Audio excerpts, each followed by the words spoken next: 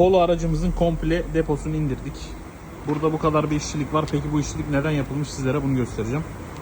Bu aracı ses sistemi taktırıyor kullanıcı. Ses sistemi takılan esnada yukarıya ses sisteminin şase kablosunun montajında bakın buradan 2 tane vida atılıyor. Bu vidalar aşağıdan depoyu deliyor, yakıt deposunu. Bu depomuz delik şu an.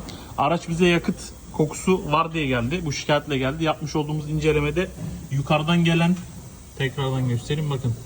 Buradan atılan vidalar yakıt deposunu delmiş ve şu an depo yakıt kaçırıyor. Bunun için bu kadar işçilik ve burada bir maliyet var. Yorumları sizlere bırakıyorum. Bu konu hakkında ne düşünüyorsunuz?